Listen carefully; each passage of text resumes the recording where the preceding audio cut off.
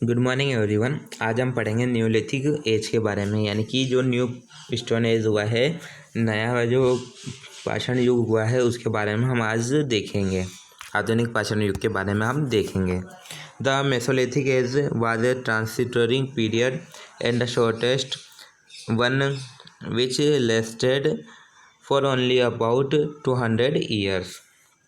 यानी कि जो मेसोलिथिक एज जो हुई है, मध्य पाषाण युग जो हुआ है, वो एक क्षणभंगुर था, यानी कि अस्थायी था, थोड़े ही समय का था और सबसे छोटी अवधि जो केवल 2000 वर्षों तक चली। The neolithic age began about 8000 BCE and ended about 4000 BCE। यानी कि जो नव पाषाण युग हुआ है, नया पाषाण जो युग हुआ है, ये लगभग 8000 ईसा पूर्व से शुरू हुआ और लगभग 4000 ईसा पूर्व पर समाप्त हुआ। However, as these ages ended at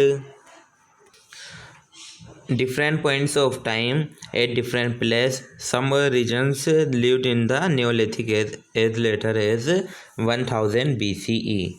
हालांकि जैसे जैसे ये युग अलग अलग स्थानों पर अलग अलग समय पर समाप्त होते गए, कुछ जो क्षेत्र थे नवपाषाण युग में ही रहते थे, यानी कि बाद में भी 1000 BC यानी कि 1000 ईस्वी पूर्व तक भी कुछ जो क्षेत्र रहे हैं नवपाषाण युग में ही रहे हैं। This period saw a complete change in the life of humans. यानी कि इस अवधि ने मनुष्य के जीवन में पूर्ण परिवर्तन देखा है। यानी कि जो पीरियड था, इस पीरियड में मनुष्य के जीवन में पूर्ण परिवर्तन हुआ है, यानी कि मनुष्य का जो जीवन था वो पूरी तरह से बदल गया था।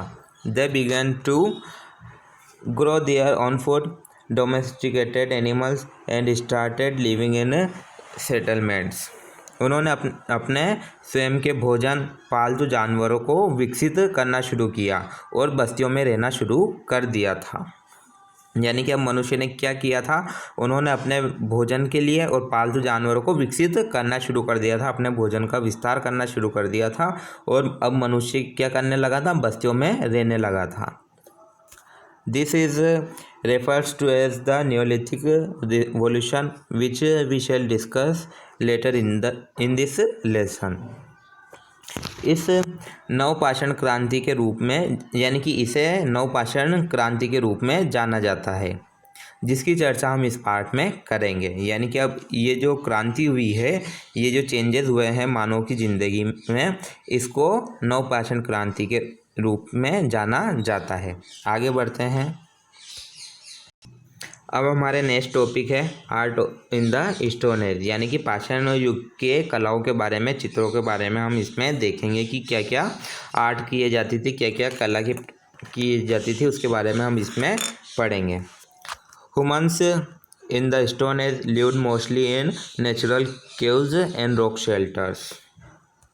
यानी कि जो स्टोन एज हुई है, जो पाषाण युग हुआ है, उसमें मनुष्य ज़्यादातर प्राकृतिक जो गुफाएं होती थी उनमें और जो चट्टानों के जो आश्रय होते थे उनमें रहते थे। They often decorated these shelters with paintings and engravings. यानी कि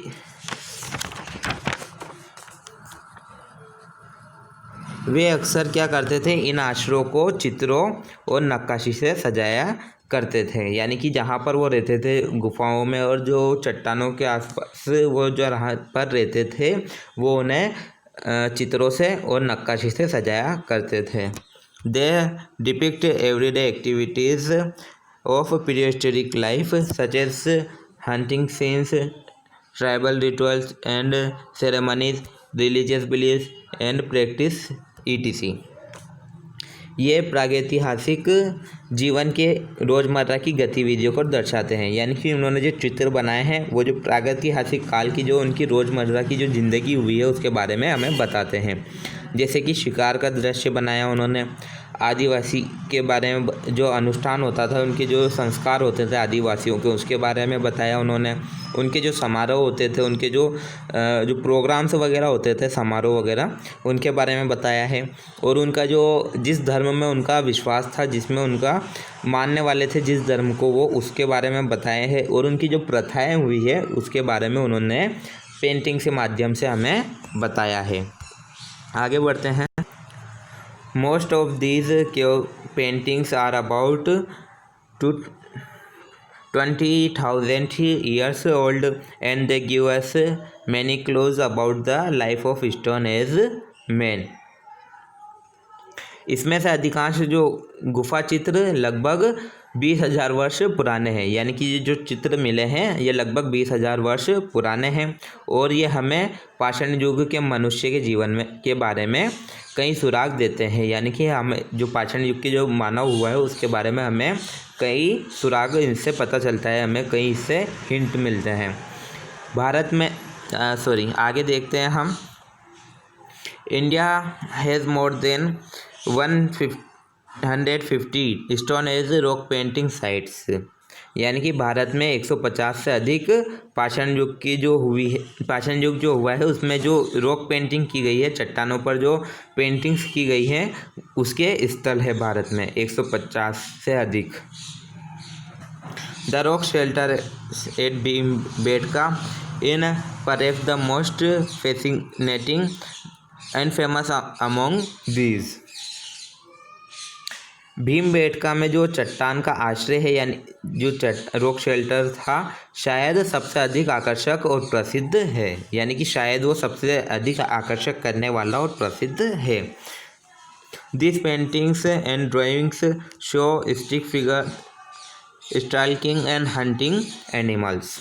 ये जो पेंटिंग है और जो ड्राइंग स्टिक आंकड़े और जानवरों का शिकार करते हुए दिखाई देते हैं। यह हमें बताते हैं कि और जानवरों के शिकार की पेंटिंग्स हमें मिलती है। आगे देखते हैं हम।